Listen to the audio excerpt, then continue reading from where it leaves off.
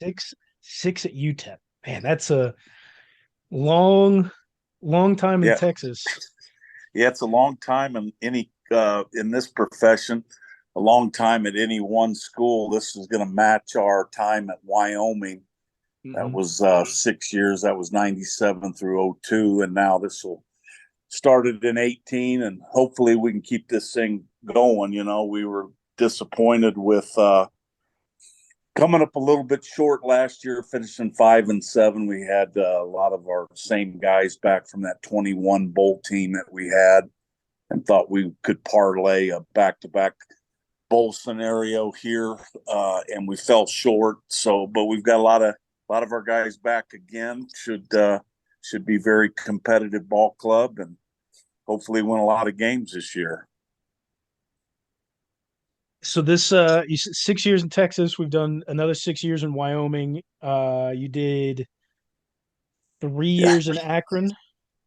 yeah, we did. So we did two at Fort Hays State, Yeah. one at Emporia State. We did 6 at Wyoming, one at North Alabama, two at Akron. Actually, Ooh, yeah. won the MAC in '05, and I went back to Kansas State in '05 and '06 for 2 years, and went to the Air Force Academy for 4, and then went to Texas A&M for 1, Texas Tech for 2, Charlotte for 3, and now this is year 6 here. So a lot of moving around. When we moved here, Cal, our son was 18 at the time. He had moved. This was his ninth move inbound. Yeah. So a lot of moves.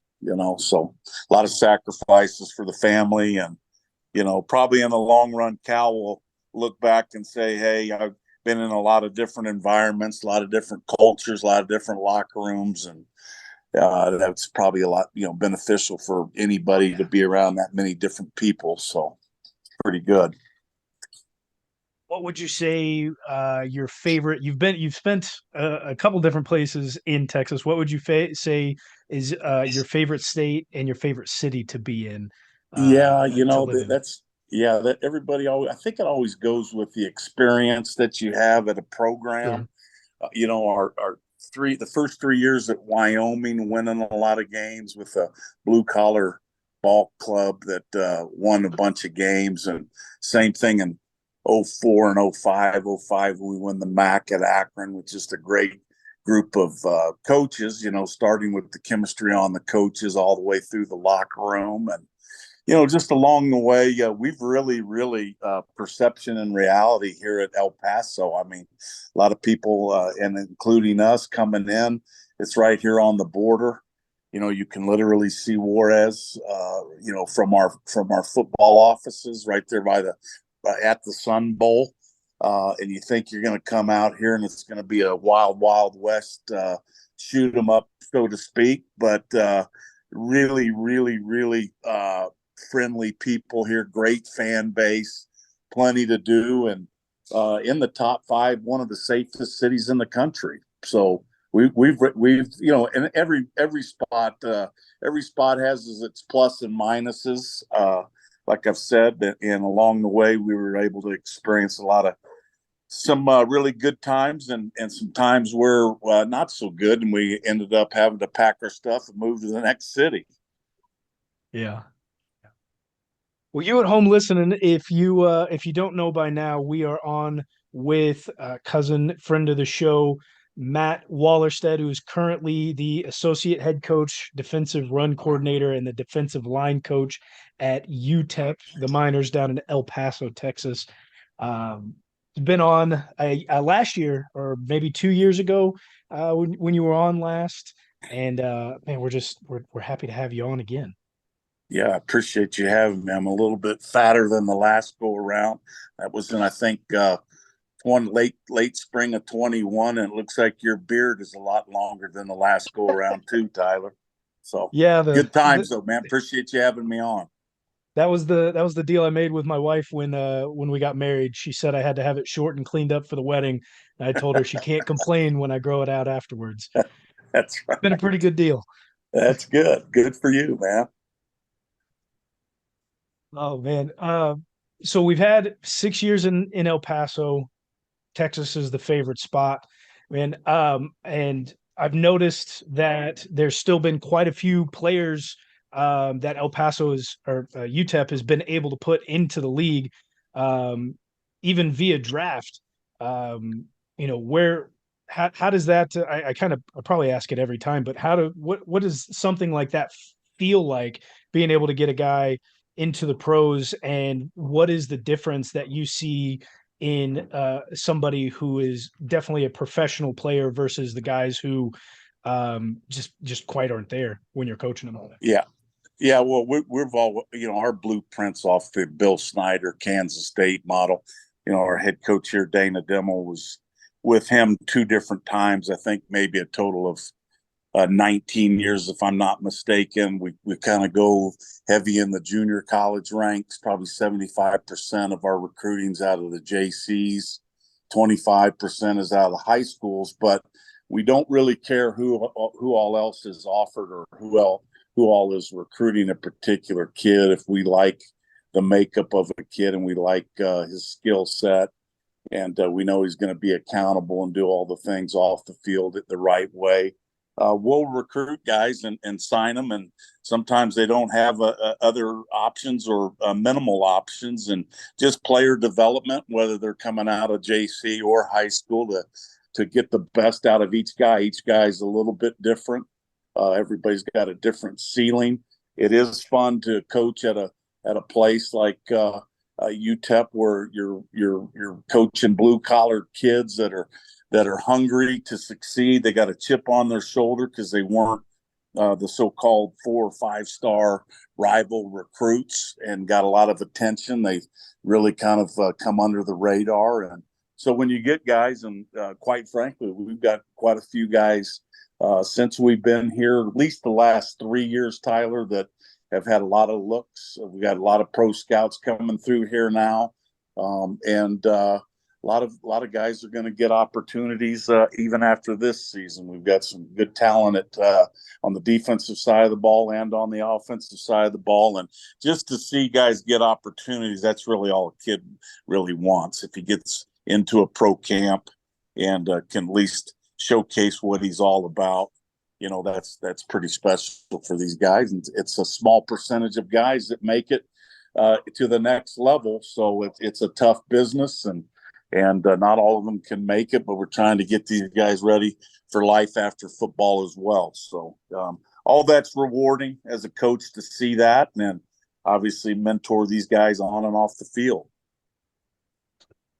You can't really talk about UTEP players drafted in the NFL without talking about one of the most notable recently, Tariq Woolen. Big fans favorite here at the show. Sean and I, early on, since he was, putting up numbers, interception-wise, just putting his name in the ring of some of the best DBs out there. Like, how well did you know Tariq? Did you foresee this type of, performance coming out of him last year?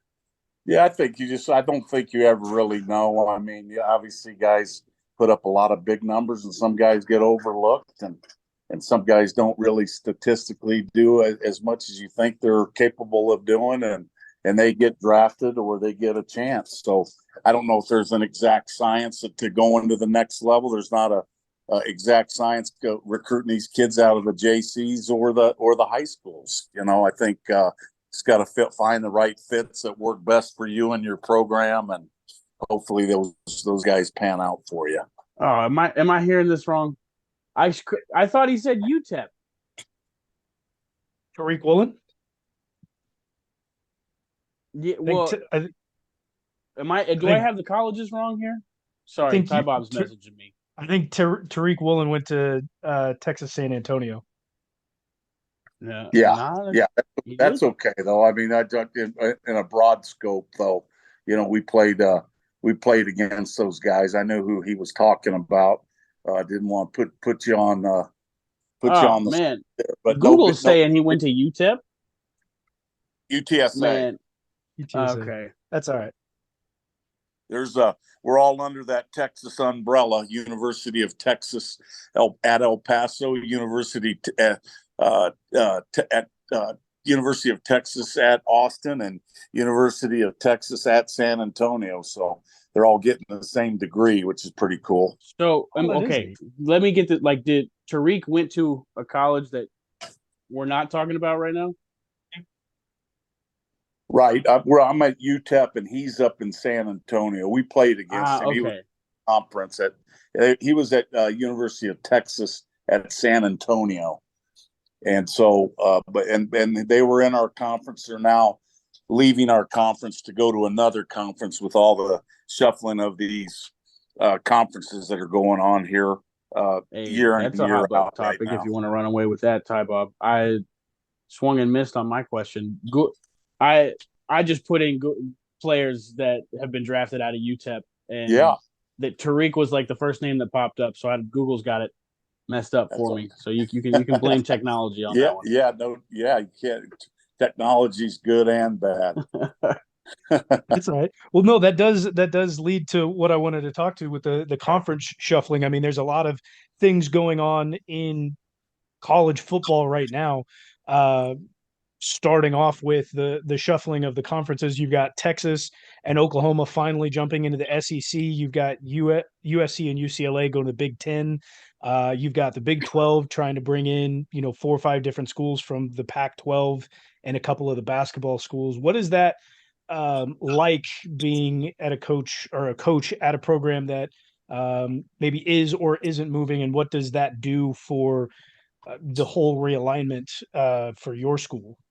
Yeah, I think anytime there's movement from the Power Five programs, that's just a trickle down all the way through. So, anytime there's movement like you just mentioned, there's always discussions of, you know, uh, demographically. What's crazy, it's not even demographics anymore. So, regions of the country for Texas and Oklahoma that they're going to be as far west of the SEC now that you can be, and now you're talking about 2 California schools going all the way up to the Midwest and Northeast to play all of their sports. Not just you know uh, 5, 6, 7 games in conference, but out of conference, they're going to be having to do a lot of travel, a lot of expenses. And then it comes down to the athletic department. Can they, if you are invited into, say, a group of five program like we are here at UTEP, does it make sense to move where you're going to have a lot more travel expenses? And does your budget allow for that? Or do you just stay put? So it's an interesting time. It'll continue to be fluid. There's going to be more movement and more shuffling of conferences and alignment here in the next couple of years for sure. That's interesting with you with UTEP staying in the conference that you're in for the time being, and who knows what happens. Everything's changing with the TV deals. What does that do for your school and for your football program as a whole? Does that change really any of the aspects of scheduling, or maybe a lot of transfers that may be happening either in or out?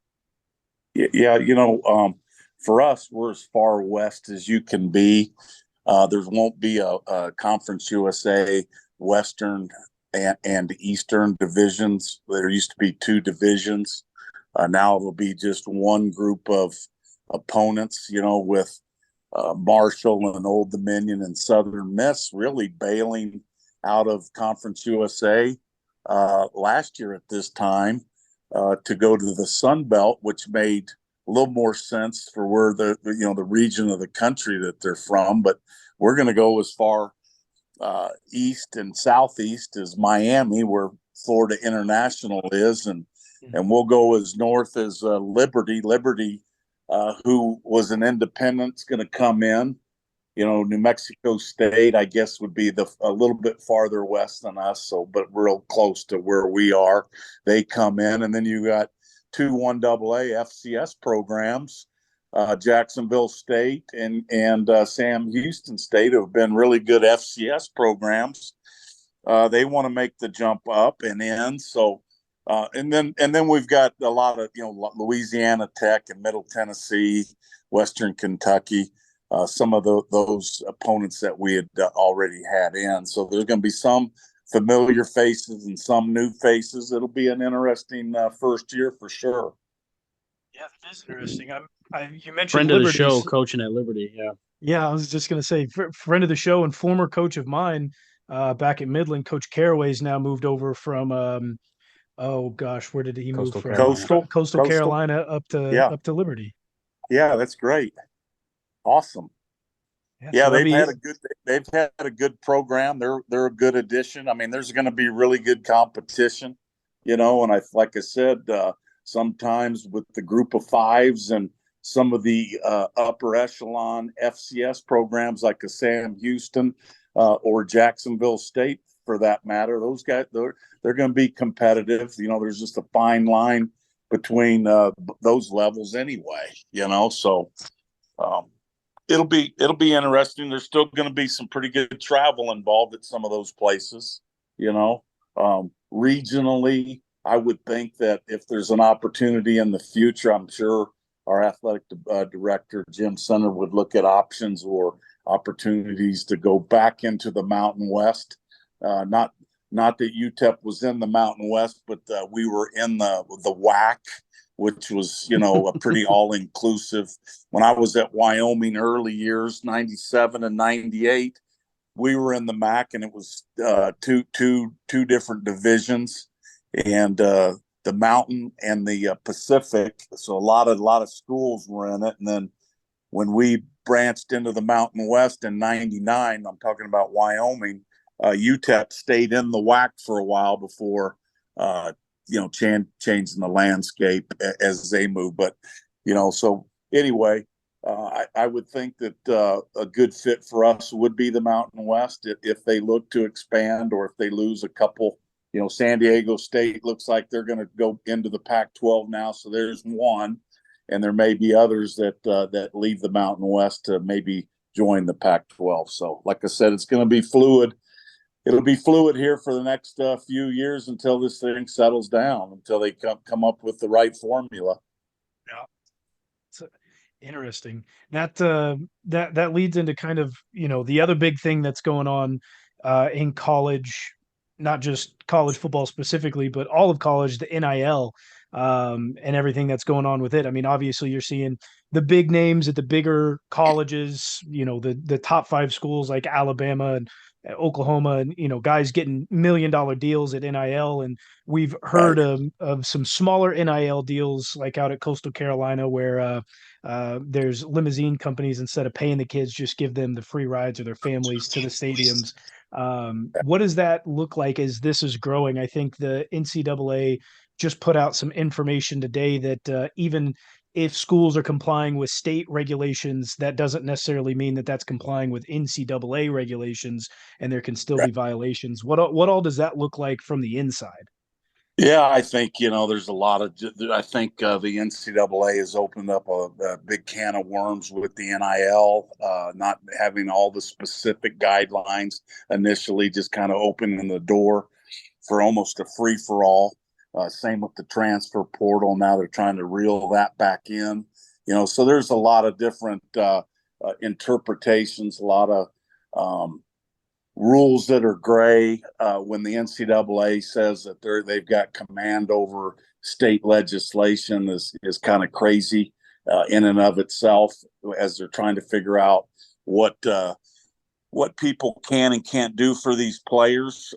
It's Tyler. It's a deal with that. I mean, you'd like to be able to get these guys as much money into their pocket as you possibly can, but the reality is the rich get richer and the poor get poorer. I mean, that's the NIL stuff and the transfer portal kind of go hand in hand. If you look at a group of five program like UTEP, we've had two. We've not had a lot. Our character of this program and our chemistry is so good, and our culture is so good. We haven't lost key players. We've lost two key players to the portal back after the 21 season. Jacob Cowing who was an Arizona kid, Maricopa High School kid that had nothing coming out of high school, and we blue shirted him to give him an opportunity to get him on our roster. A couple of years later, he opens and goes into the transfer portal for personal reasons. Everybody's got their own situation, but he ended up landing at Arizona. He's one of the best receivers in the country. So there's a kid that came from no offers hardly at all out of high school to come into UTEP, and then all of a sudden hitting the transfer portal, basically getting recruited from Oregon, Florida State, Florida, you name it, all these Power 5 programs, and he ends up at Arizona. But it's just interesting that because of the money, because of the NIL opportunities for these guys to get paid, it's like Power 5's fishing in the Group of Five, and the Group of Fives are fishing in the FCS world, for the most part. But a lot of guys do hit the portal, and a lot of guys don't get what they're looking for, and a lot of guys slide down a level is kind of what I've seen. I'd like to see research on that, but the NLI stuff, if you've got the boosters or you've got the businesses that can provide for your players, certainly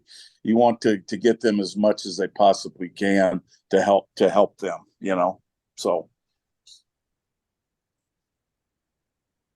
Does that extend, I guess the way it sounds is that there's somewhat of like a tampering going on in a sense. If you were to look at it from the pros standpoint, are players being contacted, maybe not in the middle of the season, but before they hit the transfer portal by other teams and schools?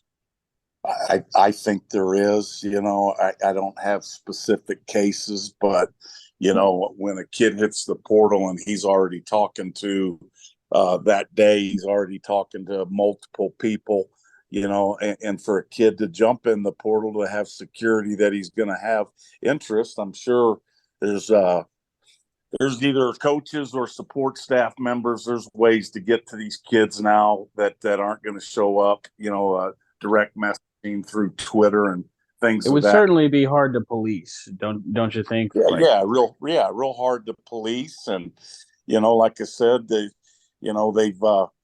opened up a can of worms here. Now they're given two calendar windows, in December, and then the other ones the last half of April, 2 weeks in the latter part of April, where a kid can declare for the transfer portal, to be able to be eligible to move and relocate. But, here our motto's kind of been, we've been steady with our approach in recruiting with, like I said, the JC and high school kids. And our motto here is the transfer portal guys are running away from something, and the junior college kids and high school kids are running to something. So I think we're getting the better gets by just, evaluating and drilling into the guys that we're recruiting. And, you look at a kid's track record, and he's not only left one school, but he's left two or three. I mean, the guy doesn't have it. He doesn't have it in him to sit there and fight to win a job or be competitive to win and keep a job. So it's just interesting times. We've kind of turned this thing into free agency.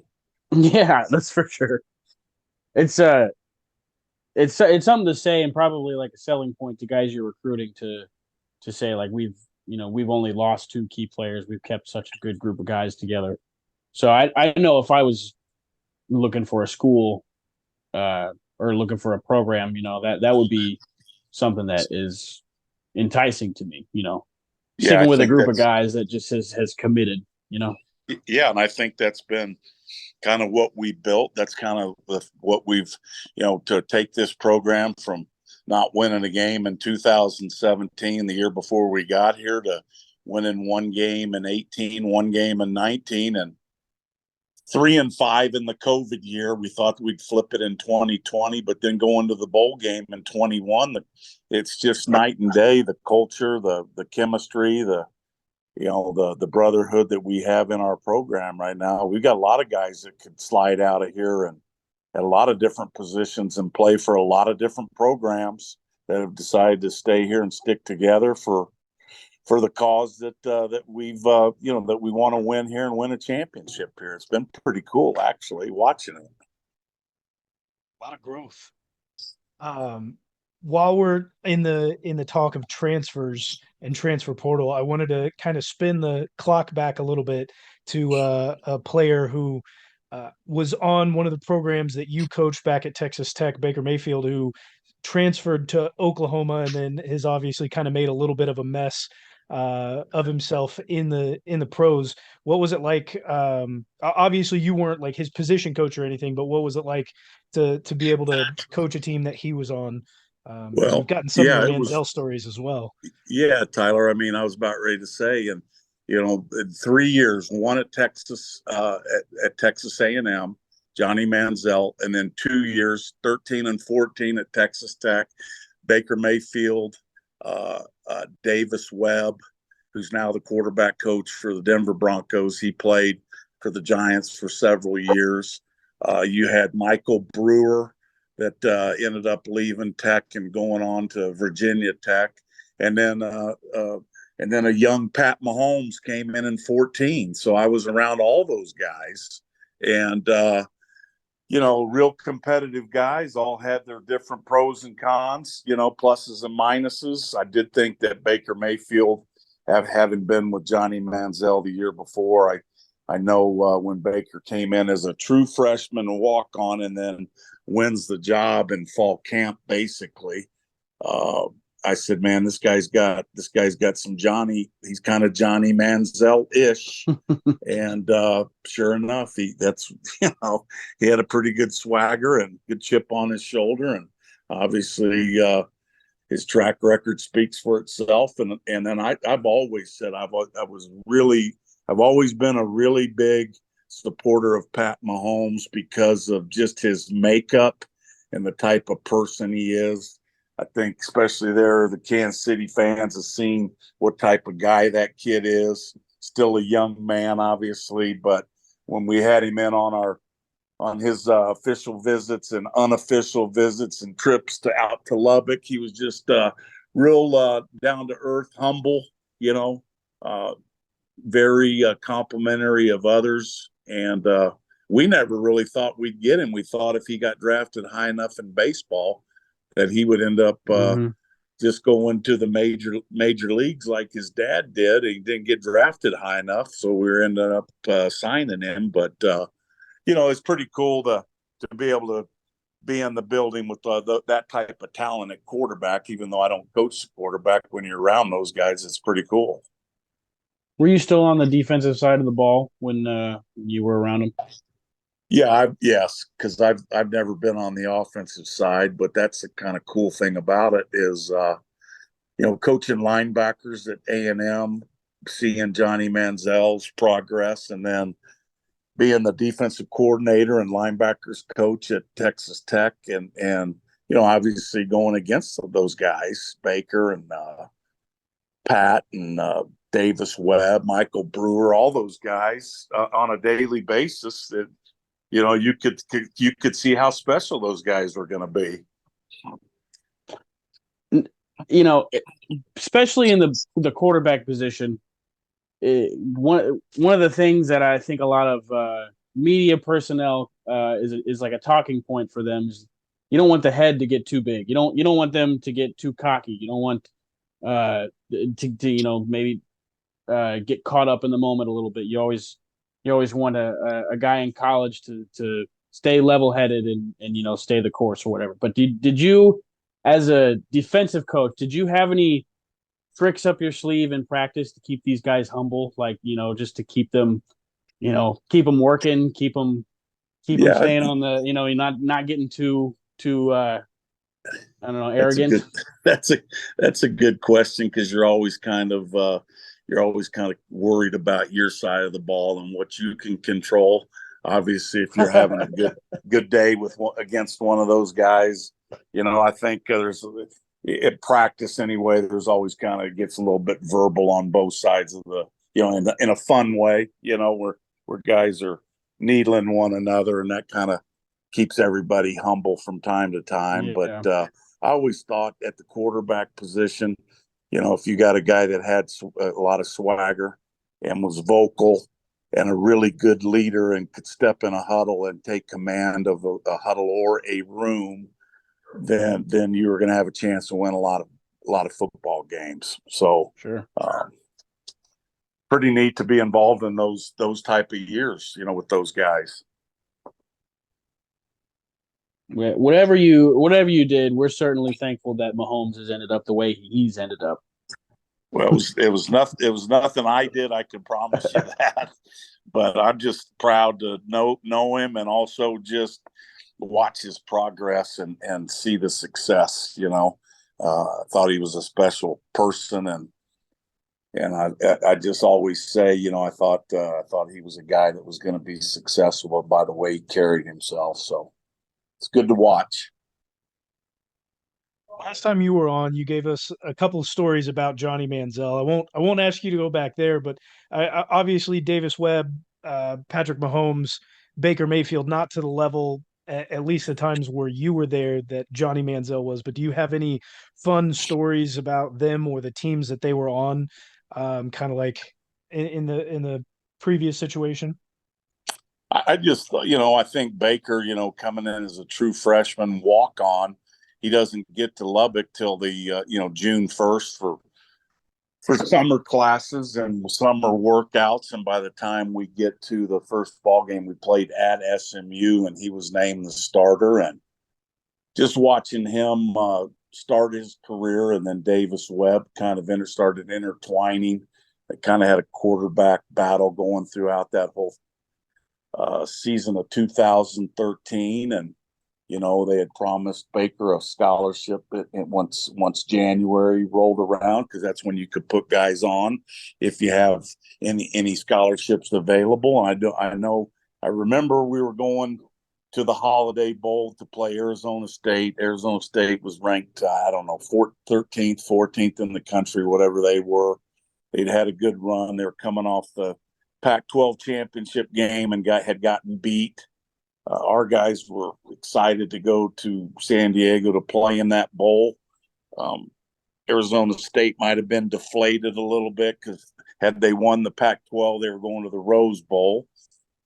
But Baker and Michael Brewer and all those guys, Pat wasn't there yet, but Davis Webb, the three of them were told by Kingsbury, I'm going to open everything up for the bowl practices. I'm gonna grade you guys in everything you do on a daily basis, and whoever wins the job is going to be the starter, and I'll play the other two throughout the course of the game. All three you guys get ready, and Baker, for whatever reason, didn't like to hear that type of verbiage, and he kind of evidently stood up and said, I'm out. So he walked out prior to the Holiday Bowl.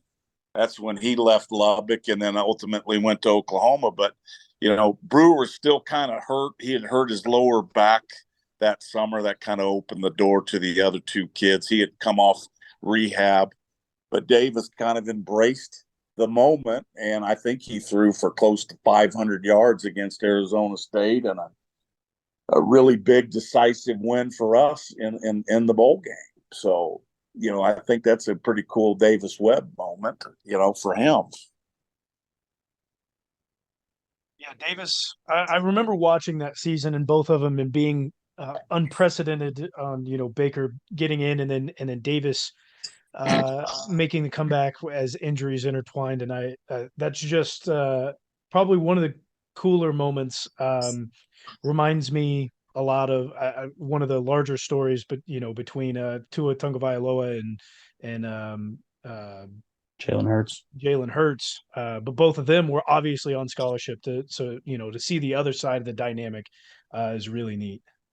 Yeah, I always think it's pretty rewarding as a coach. Whenever you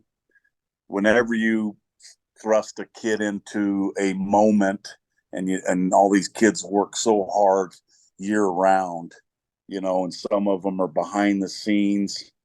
Some of them don't get big opportunities or limited opportunities, but when the opportunity presents itself and kids step up and have big moments, I think that's a pretty cool deal. It shows a kid didn't hit the transfer portal, right? He kept believing in himself. He kept believing in his teammates. He kept preparing to have success, even though maybe several weeks might not go by where he didn't even get a snap. But all of a sudden he gets thrust into a situation and he produces that. That's all. I think that's a pretty neat deal. Davis is he was selected by Sean Payton. This is his first coaching gig, so no coaching experience, and to be selected by a guy like Sean Payton, it says a lot about where his mind is at as a coach, for sure, at least in my opinion. No doubt.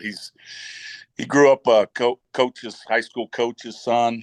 He's real sharp, really bright, and plus he was in the league X amount of however many years it's been, whether he was playing or in a backup role. So he's been around a lot of good coaches, a lot of good ball. So I think he'll be successful in that role that he's taken on this year.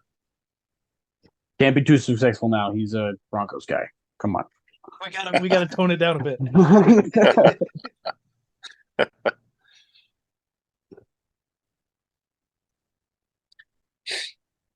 Well, Coach, we're gonna hit you with a fun question here, real quick.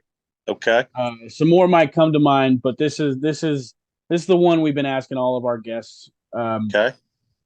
We had the discussion about this not too long ago. But if you were able, are we going 2 condiments here, Tyler, or just the one? You get one. Oh, just okay. What if you had the choice of any condiment that you could shoot out of your finger? Which one would it be? You have it locked and loaded at all times. You got. Oh my gosh. Well, probably. How about ketchup, because it simulates blood? So you're going the prankster style. Yeah, that'd right. Be a good one. I like that. Dad jokes galore, huh? I love it, man. Whataburger's big down in Texas. Are we going with like the spicy ketchup, or are we just going regular ketchup? I think down here you better get, if you're not used to spice, you get used to it in a hurry. They got really good, obviously, Mexican food, authentic Mexican food, but a lot of good places here in El Paso to eat. Pretty diverse, actually, and just a really cool town. It's kind of got that small town flavor to it, even though it's about, probably a little over 700,000 people. You still feel like you're kind of in a small town down here, and really cool like culture. It would be hard to achieve, but that's a unique perspective, unique culture, I would say. Say that again. To have 700,000 people and have it still feel like a small town, Yeah, that's quite the feat. Yeah, I think it's just the hospitality here is unlike anything I've ever seen. It's just really cool. Everybody's treated the same. Like I said, they put a lot of manpower down here on the border. Plus, you got Fort Bliss here, just north of us, and you got a lot of manpower that they've committed here. And if there's things moving through here, they're not putting them in El Paso. If the bad guys over across the border are sending them to other cities here in the United States, and obviously we've got issues from time to time to tighten the border down with the immigration and all that stuff. But it's been things that you really don't. It's kind of one of those things that the media portrays it to be something that it really isn't at times. And it's kind of like I said earlier, perception and reality, so we've loved it here. That's good. I know you're not in San Antonio, but one of my mother's favorite places to visit was San Antonio. They appreciated Texas a lot. No, San Antonio is really, really cool place to live, place to visit. That UTSA program has done a good job as a startup program. I don't know exactly when they started. It was maybe the late 2008, maybe somewhere in there, and kind of built that thing up to a really a program that's had a lot of success here the last 3 or 4 years. So. But that's good culture there. Good good place. A lot of things to do in San Antonio. Good people for sure. I've got one more fun question for you. Last week we had on a Broncos fan and a Nuggets fan, so we let him celebrate a little bit because the Nuggets just won their championship. But he is a little closer to our age, so we went back in time and we picked our top four favorite or most nostalgic snacks that we love the most. Now, our era of nostalgia and your era of nostalgia are going to be a little bit different, but could you give us a couple of your favorite snacks throughout any time period? Oh my gosh, that's a tough one. Trying to just like, even though I'm a, probably Tyler, I'm a snack. My wife thinks I'm a snack guy anyway, but probably any type of chips, and I know there's different types and different brands and all that. Um, but I can't think of just one specific, maybe snack that I had at a ball. Just probably the theme of where you're at. If you're at the Kansas City Royals game, whatever, there's hot dogs and peanuts and all that stuff there. And then obviously, if you're at Arrowhead with the Chiefs, and maybe you're eating hamburgers or something else. But I think whatever the environment you're in, just kind of adapt to it and have a good time with it. Ty Bob, he's a snacker by accessibility. Whatever's around him, he's going to snack on. Yeah, no doubt. I Awesome. can be like that too. Trust me. Yeah. Whatever's within reach, I like it. Oh man. I don't have any more questions. Maybe where can they find you, Matt? I know you've got a Twitter, and tell the people if they're looking for a school where they can send their film to. Yeah, if I'm at, my Twitter is at Coach Wally, with my last name being Wallerstedt and 11 letters. That's really long. So years ago, the kids started nicknaming me Coach Wally. It all runs together, just at Coach Wally, Wally.